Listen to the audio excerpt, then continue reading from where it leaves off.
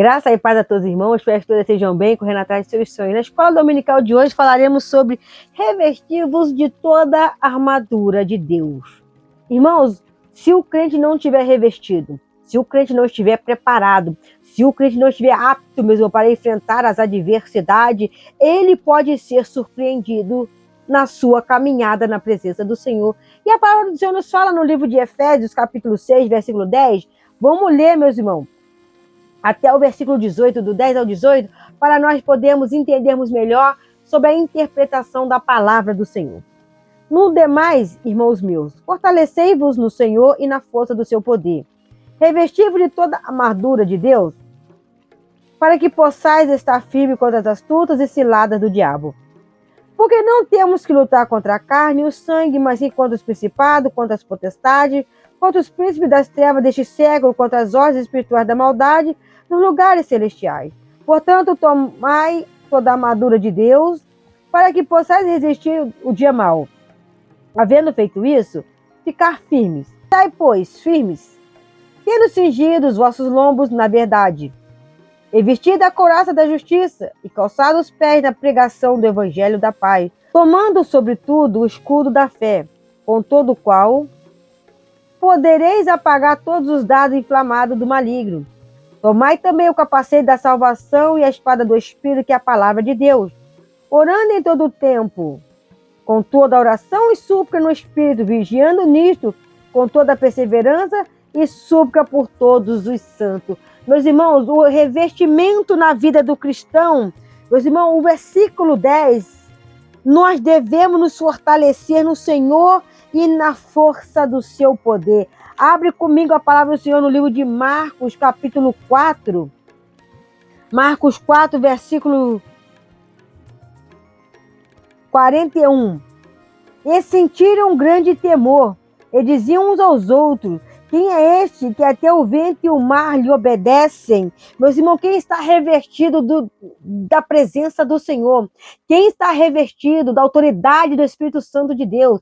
Quem está revestido da graça? Quem está revestido na comunhão? Quem está revestido no poder do Senhor, meus irmãos? Ele pode contemplar as coisas tremendas sendo realizadas. Foi quando os discípulos falaram: quem é este que até o vento e a água ele manda e lhe obedecem? Houve um temor ao ouvirem as palavras que Jesus estava dizendo: mar, aquieta-te, e o vento se acalmasse.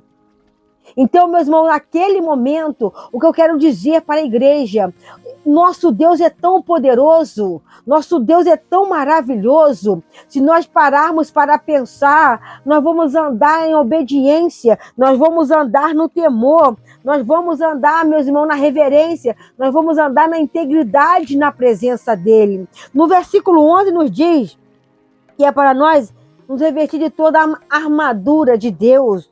E a armadura, meus irmãos, ela é usada para nós resistir às tentações e aos ataques espirituais.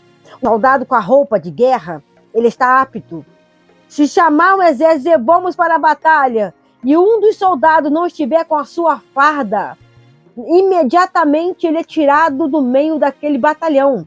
Ele é tirado do meio daquele grupo de soldados que estão aptos para ir para a batalha. Então, meus irmãos, a roupa espiritual, ela faz muita diferença. A palavra, meus irmãos, armadura, é somente uma comparação do que é físico para nós entendermos o que é espiritual. Em Mateus 17, 21 nos diz: mas essas castas de demônio não se expulsam senão pela oração e pelo jejum.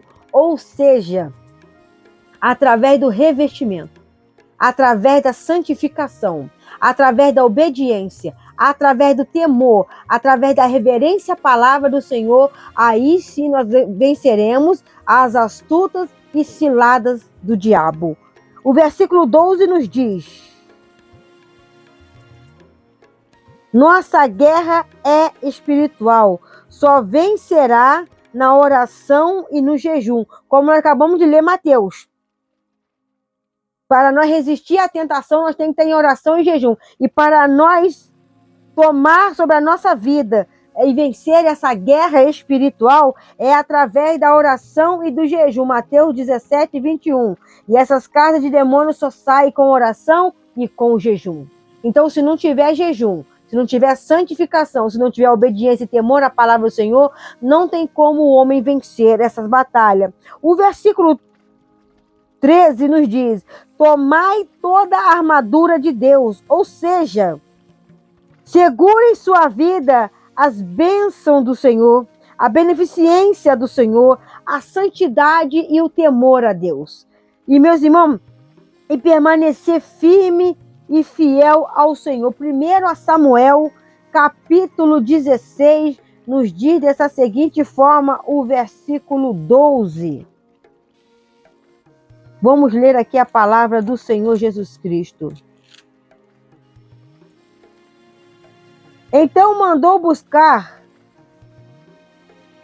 e o trouxe, e era ruivo e formoso de semblante de boa presença. E disse-lhe o Senhor: levanta-te e unge, porque este mesmo é. Então Samuel tomou o vaso do azeite e ungiu no meio dos seus irmãos. E desde aquele dia em diante o Espírito do Senhor se apoderou de Davi. Então Samuel se levantou e voltou para Ramá.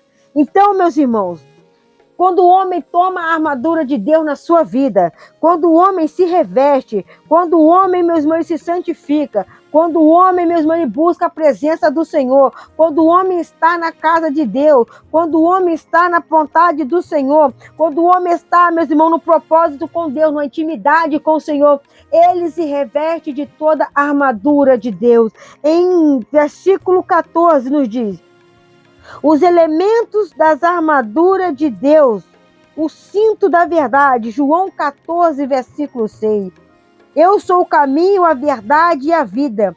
Ninguém vai ao Pai senão por mim. Meus irmãos, tu usa um cinto por quê? Porque às vezes a roupa está caindo, tu bota o cinto. O cinto, ele prende a roupa na sua cintura. Aonde, meu irmão, vai modelar o projeto da roupa no seu corpo. Aonde vai trazer aquela elegância. Aquele cinto estar ali para simbolizar, meus irmãos, uma parte do acessório da sua vestimenta. É algo, meus irmãos, que vai fazer com que aquela vestimenta se assente bem no seu corpo. Assim, meus irmãos, é nós na presença do Senhor Jesus Cristo. O cinto na vida do cristão é para que nós, meus irmãos, nos manter todos unidos e preparar-nos para que o crente possa agir com integridade e sinceridade. Assim como o cinto segura as vestes, assim também é na nossa vida espiritual. Se nós estivermos cingidos da verdade do Evangelho, se nós estivermos cingidos da palavra do Senhor, se nós estivermos cingidos da doutrina do Senhor sobre as nossas vidas, meus irmãos, logicamente a igreja estará unida, logicamente que a igreja estará num processo de estar junta na presença do Senhor. A couraça da justiça significa, meus irmãos, a couraça significa uma proteção para os órgãos vitais de um soldado. Um soldado sem a couraça, ele se tornava muito vulnerável para a guerra. Na nossa vida espiritual, a justiça, meus irmãos, guarda a vida espiritual do crente.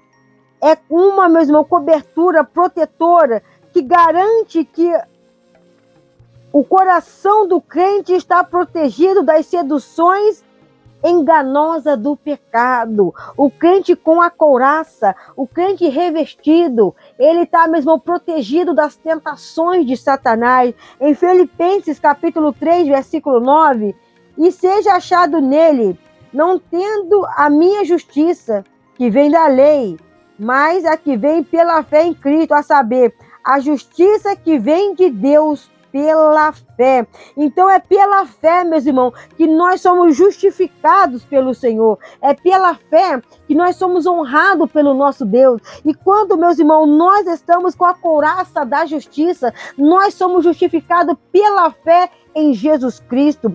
O calçado do Evangelho da Paz. O calçado serve para, mesmo, prontidão e estabilidade.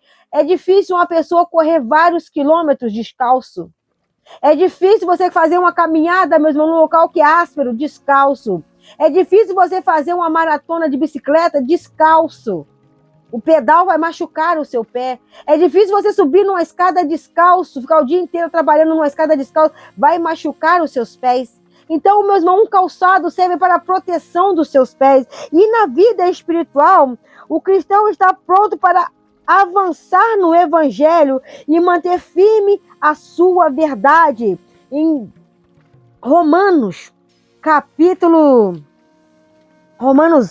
10, versículo 15, nos diz dessa seguinte forma: e como pregarão se não foram enviados? Como está escrito, quão formosos são os pés dos que anunciam a paz, dos que anunciam coisas novas. Meus irmãos, olha a palavra do Senhor Jesus Cristo. Quão formosos são os pés daquele que anuncia esse evangelho. Olha a honra que Deus dá para o pregador da palavra do Senhor. Olha o privilégio que você tem de ser conhecido como quão formoso são os seus pés, porque você anuncia as boas novas da salvação, você anuncia a vida eterna. Mas que palavra gloriosa! O sapato formoseia seus pés. O sapato te dá um suporte para seus pés. E através de você, os seus pés são formosos. Aquele que anuncia as boas novas. O escudo da fé, meus irmãos, é crucial para extinguir os dardos inflamados do maligno. Podem vir através de dúvidas, tentações e do ataque espiritual. Apocalipse 12, versículo 7. E houve batalha no céu. Miguel e seus anjos batalhavam contra o dragão.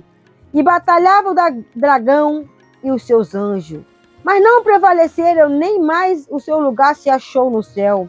E foi precipitado o grande dragão e a antiga serpente, chamado Diabo e Satanás, que engana todo mundo. Ele foi precipitado na terra e os seus anjos foram lançados com ele. E ouvi uma grande voz no céu que dizia: agora é chegada a salvação e a força do reino do nosso Deus e o poder de Jesus Cristo, porque já o acusador de nossos irmãos é derribado, e qual diante de nosso Deus os acusava de dia e de noite. Então, meus irmãos, o escudo da fé é a proteção que a pessoa usa. É a defesa que a pessoa tem na presença do Senhor. Então o acusador não pode mais acusá-lo diante de Deus, porque ele foi precipitado. E você se mantenha na doutrina, e você se mantenha na obediência, e você se mantenha no temor a Deus, para que o nome do Senhor Jesus Cristo possa ser honrado e glorificado na sua vida. O capacete da salvação protege a cabeça, meus irmãos, contra um ataque. Tu está protegido, meus irmãos, com um capacete. Se lançarem uma flecha, está protegido. E na nossa vida espiritual, a cabeça, meus irmãos, protege a cabeça, o assento de pensamentos da vida. Na vida cristã, meus irmãos, é a segurança e a certeza da salvação que protege a mente contra o desespero, contra as dúvidas, contra os ataques intelectuais. Segundo a Samuel, capítulo 11, versículo 3. E enviou Davi e perguntou por aquela mulher, lhe disseram: não é esta Batseba, filha de Eliã, mulher de Urias? 1 Samuel 17, 45. Davi, porém, disse ao filisteu: tu vens a mim com espada, com lança, com escudo.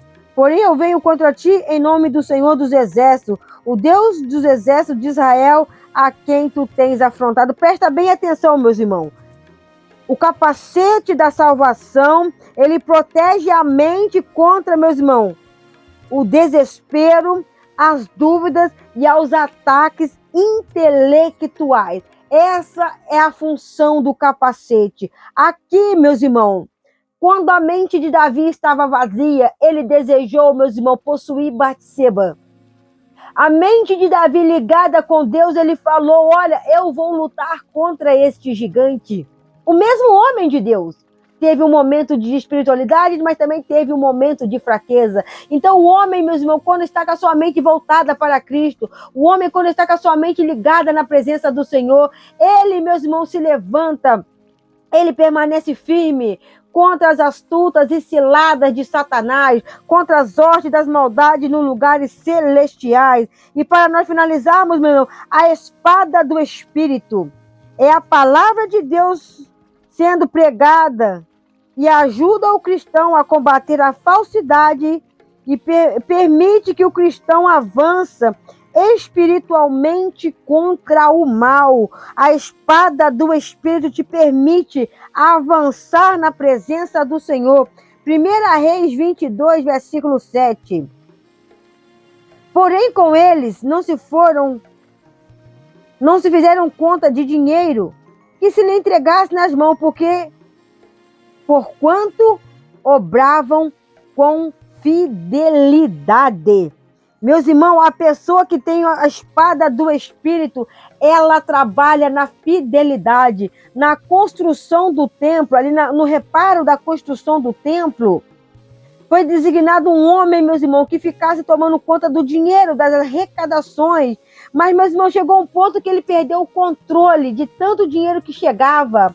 Mas só que ele era um homem de boa índole. Ele era um homem de bom caráter. Ele era um homem, meus irmãos, honesto. Ele era um homem fiel. Então, meus irmãos, naquele momento, eles não precisaram de se preocupar, porque ele era uma pessoa honesta. É o mesmo que o Senhor quer de nós na presença dele. A honestidade na vida do crente, a integridade na vida do crente, o temor, meus irmãos, na vida do crente. E, meus irmãos, versículo 18. Conclui-se que devemos exortar a igreja a orar no Espírito em todo o tempo. Fazer isso significa uma vida conectada com Deus. Não estou dizendo, meu irmão, que 24 horas tu está orando. Tu está no teu trabalho, tu pode estar ligado com Deus. Mas tu está conversando com a pessoa, tu está conversando com a pessoa. Tu está prestando atenção na conversa da pessoa. Tu está ali naquele momento ligado com a pessoa. Tu está ali louvando, tu está louvando. Então discerne as coisas. E Jeremias 29, 12 nos diz: então me invocareis, e ireis e orareis a mim, e eu vos ouvirei. Buscar-me-eis e me achareis, quando me buscar de todo o vosso coração. Então, meus irmãos, para nós finalizarmos essa escola dominical de hoje, meus irmãos, finalizamos com o poder da oração. Então, vamos orar ao Senhor nesse momento? Eleve seus pensamentos ao trono da glória e vamos falar com o nosso Deus e Pai. Soberano e eterno Deus, Pai de nosso Senhor e Salvador Jesus Cristo, acabamos de meditar na Tua palavra nesse estudo. Meu Deus e meu Pai, eu venho te pedir sabedoria e entendimento. Eu venho te pedir perdão por meus pecados, minhas falhas, pensamento, ato, palavras e obras. Senhor, meu Deus, é nesse momento que eu coloco a teus filhos e tuas filhas nas tuas mãos, que ouvirão a tua voz, a tua palavra, que essa palavra possa tocar profundamente nesse coração e nessa vida, que possa trazer fruto de tal maneira, meu Pai, que essa pessoa entenda que revestivo de toda a armadura de Deus é para lutar contra as hostes da maldade nos lugares celestiais. Reveste esse irmão, reveste essa irmã, reveste esse teu filho na tua presença, reveste essa pessoa, meu Deus e meu Pai, para que possa estar firme na tua presença. É nessa manhã maravilhosa que eu apresento a ti o teu povo, a tua igreja, teus filhos, para que o nome do Senhor possa ser engrandecido, para que o nome do Senhor nessa manhã possa ser exaltado. Meu Deus e meu Pai, nos confirma a tua bênção, nos confirma a tua vitória, nos confirma teu milagre, em nome do Pai, do Filho e do Espírito Santo de Deus. Amém e amém, Senhor. Que a graça do Senhor e a consolação do Espírito Santo esteja sobre o seu lar, Deus de agora para todo sempre, e que o Deus de paz vos dê a paz.